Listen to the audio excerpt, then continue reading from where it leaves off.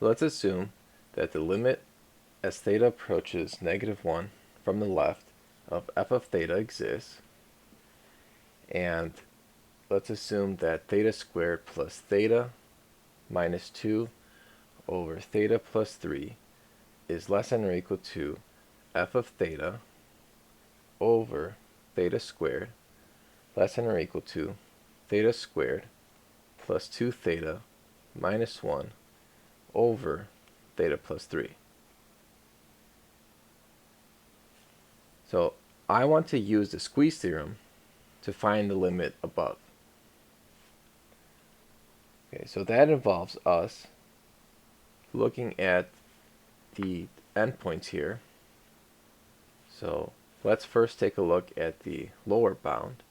So we're going to take the limit as theta approaches -1 from the left of theta squared plus theta minus 2 over theta plus 3. Okay. The first thing to notice is at -1, this function is continuous. There's no issues with it having a hole or an asymptote there. So I can just straight up plug in theta equals -1 into my thetas, and so then I get, let's see, -2 over 2, and that's just -1. So the left-hand limit as theta approaches -1, this thing is equal to -1. Now let's look at the upper bound. So let's look at this one. I have limit as theta approaches -1 from the right, from the left still, of theta squared plus 2 theta minus 1 over theta plus 3. Here I'm allowed to plug in theta equals -1.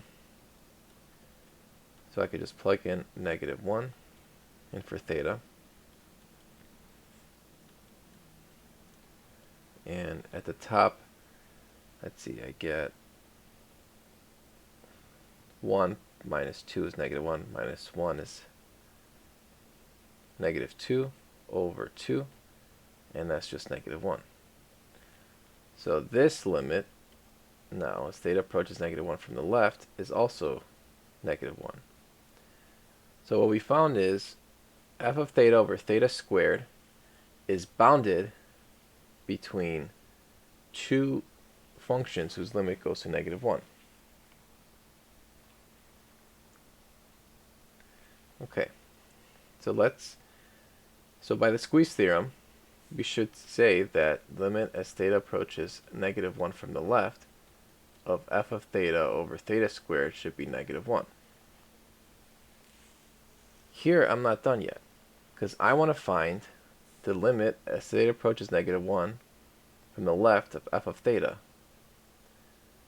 So over here, I want just f of theta. I don't want f of theta squared, f of theta over theta squared. So I can break this up into two. So I'm going to say limit as theta approaches -1 from the left of f of theta, and then we can divide that by the limit as theta approaches -1 from the left of theta squared. And this thing has to be -1.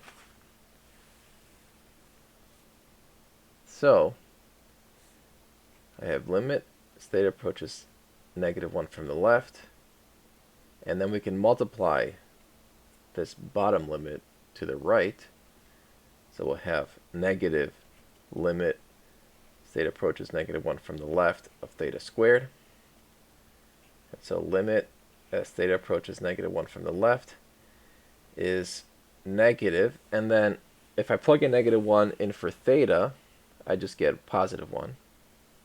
So this limit has to be -1. So I should say that this is -1 squared, which is -1. Okay. Let's look at another one.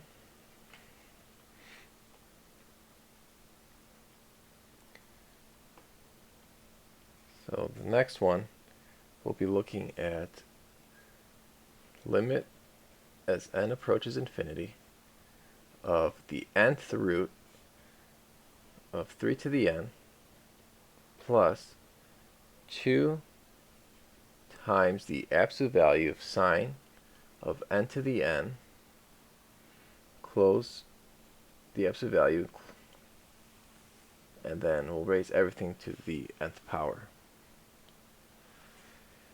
Okay, so just like in the previous video, we always start with a trig function. So we're going to look at the sine first. We said that sine, the absolute value of sine, is between 0 and 1. Since sine is between -1 and 1, taking the absolute value will make it 0 to 1, since you're making everything greater than or equal to 0. Okay, so that takes care of this part. Now I have a 2 in front of it, so if I multiply everything by 2, I have 0 is less than or equal to 2 times sine of n to the n, less than or equal to 2. And then the next thing is I need to raise it to the nth power. So if I raise 0 to the nth power, that's just 0. And then we'll have 2 to the n and sine of n to the n, and that to the n is less than or equal to 2 to the n. Next thing is we need the 3 to the n, so let's add a 3 to the n to all the sides.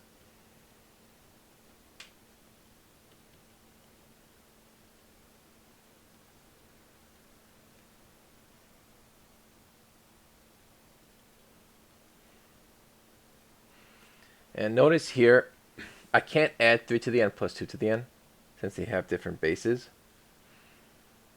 So let's say if it was like 2 to the n plus 2 to the n, I can say that's 2 times 2 to the n. But I can't do anything like that over here, so we're just going to leave it as is. And the last piece here I need is the nth root. Okay, so I'm going to take the nth root of everything.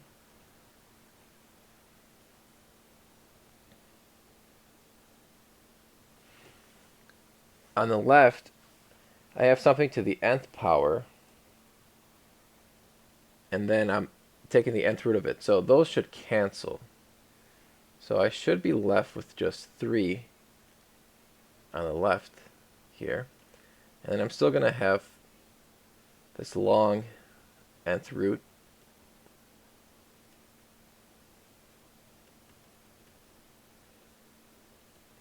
And again, here I can't simplify, except I could make something bigger.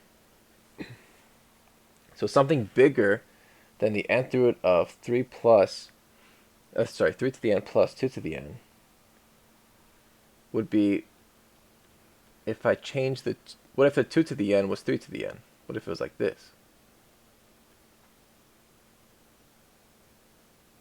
Because now that's just the nth root of 2 times 3 to the n. And if I simplify this, I can break it up as nth root of 2 times the nth root of 3 to the n. And that's just nth root of 2 times 3, since the root in the n here will just cancel. Okay. And then finally, we can take n to go to infinity. Right, so I want this limit to go to infinity. So on the left, over here, I have limit as n approaches infinity of 3, which is obviously 3. And on the right, I have this thing.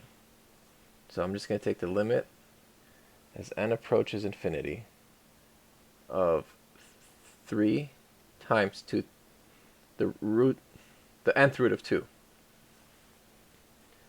So that will just be 3 times limit as n approaches infinity of the nth root of 2. So this one is not as obvious.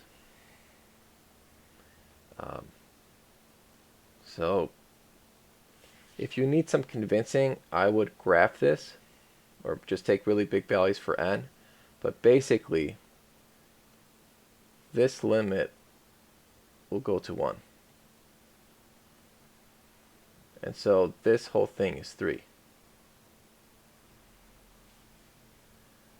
Okay, so the left-hand limit, the lower bound and the upper bound both go to 3. Right, so the limits here will go to 3. So we say that the limit, as n approaches infinity, of the nth root of 3 to the n plus 2 to the n times the absolute value of sine n to the